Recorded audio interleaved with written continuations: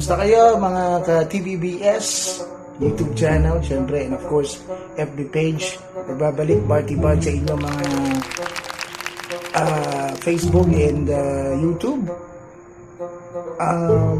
Bakit kami may alagang aso ngayon? Ito yung alagang aso nung kapatid ko, yung sister kong bunso na nandun sa bahay nila. So darating kasi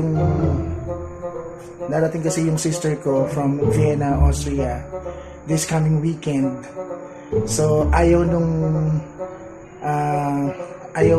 hubby niya na may aso sa bahay, lalong-lalo na to si Milo. Natatakot siya kay Milo kasi parang ang tapang daw.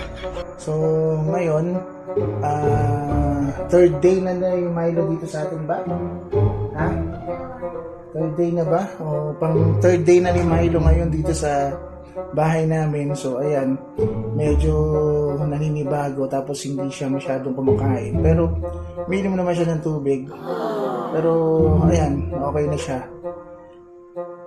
Antok na siya. Medyo dalawang gabi yata hindi natutulog at ewan ko kung bakit hindi siya natutulog, ano.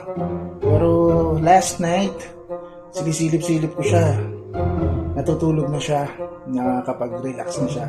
So yan, konting himas lang kanina ni Bebe, biglang bumagsak yung ulo ni Milo sa sobrang antok na rin. Antok na kaya yan, pero ayaw pa niyang matulog ng dire-diretso.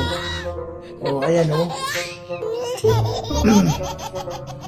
si Milo ang pangalan ng alaga namin na yan, alaga ng sister ko.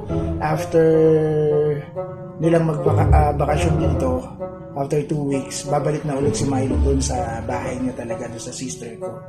So ngayon, mahirap lang palabasin kasi baka makakita ng ibang aso, awayin. Pero ngayon, ayan, okay na. Kahapon, yung first day niya, second day, umiinom siya ng tubig, tapos nagsusuka siya. Tapos may nilagay na gamot yung sister ko. Ngayon uminom siya, hindi na siya nagsuka nung umiinom na siya ng tubig. Medyo siya sa pagkain, hindi siya ganun kalakas kumain ngayon. Siguro naninibago at para na rin magyeta, sobrang laki kaya niyan ni Milo. Ayan, hinihimas ni Bebe. Pag hinihimas yan at nakakatulog yan talaga ng diretso. Ayan, so pinapakilala ko sa inyo mga idol, si Milo. 2 weeks lang yan nandito. Sorry, medyo hindi tayo araw-araw nakakapag-vlog kasi si Bebe laging ginagamit yung phone natin. Kay Bebe na kasi tong phone na to, wala tayong phone na nagagamit. So ayan, nakita nyo naman at alagang-alaga si Milo ni Bebe friend. Ano yan? Ano yan? Wala, nakita ko daw. An-an?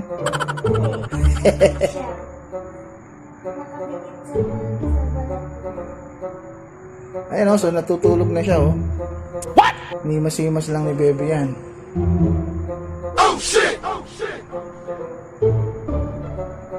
Sobrang laki kasi nitong aso na to. Lumaki siya ng lumaki. Tumaba ng tumaba. Parang ako. lumaki, tumaba ng tumaba. Ayan, so siya yung alaga namin dito sa bahay.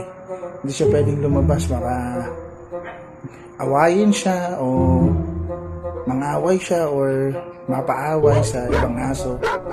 Kaya mas okay na lang dito siya sa ayan, nagising Kumain ba yan kanina? Hindi, naman lang siya ng tubig. Tapos kagaling na kaya lagay ko dyan sa pool.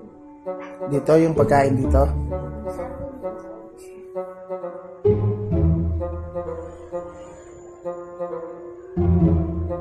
So ayun nga mga idol, Bebe friend, Milo, Barty Bard.